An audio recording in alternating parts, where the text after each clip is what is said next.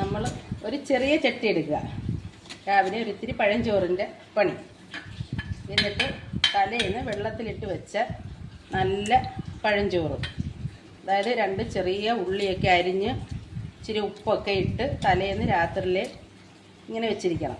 ഇച്ചിരി കൂടെ വെള്ളവും കൂടെ ഒഴിക്കാം, ഇച്ചിരി ഉള്ളിയൊക്കെ ഇട്ട്. എന്നിട്ട് നല്ല കപ്പയെന്ന് പറയുമ്പോൾ അതും തലേന്ന് നമ്മൾ റെഡിയാക്കി കഴിച്ചതിൻ്റെ ബാക്കി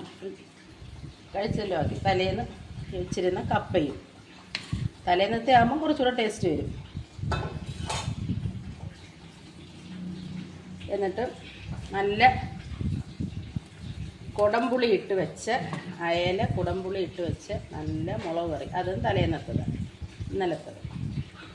നല്ല കുടംപുളി ഇട്ട് വെച്ച് അയലക്കറി. അതിൻ്റെ കൂടെ കുറച്ച് മോരെന്ന് പറയുമ്പോൾ കാച്ചിയ മോര, അതും പഴയത്, ഇന്നലത്തത്. കുറച്ച് മതി കേട്ടോ, ഒരുപാടായ പുളി കൂടും. എന്നിട്ട് നല്ല ചുമന്ന നെല്ലിക്ക, അതായത് രൗലോലിക്ക, ചുമന്ന നെല്ലിക്ക, നല്ല കാന്താരി മുളകൊക്കെ ഇട്ട് വെച്ച്, നല്ല കാന്താരി മുളകൊക്കെ ഇട്ട് വെച്ച് നല്ല ചുമന്ന നെല്ലിക്ക. ഇത്രയും. പിന്നെ അതിൻ്റെ കൂടെ ഒരു ഉണക്കമീൻ എന്ന് പറഞ്ഞാൽ ഞാൻ ചുട്ട എടുത്തത്. പണ്ട് ചുട്ടല്ലേ നമ്മൾ കഴിക്കുന്നത്, ചുട്ട ഒരു ഉണക്കമീൻ കൂട്ടി. ഇത് നല്ല രീതിക്ക് ഈ കാന്താരി മുളകൊക്കെ അങ്ങോട്ട് ഉടച്ച്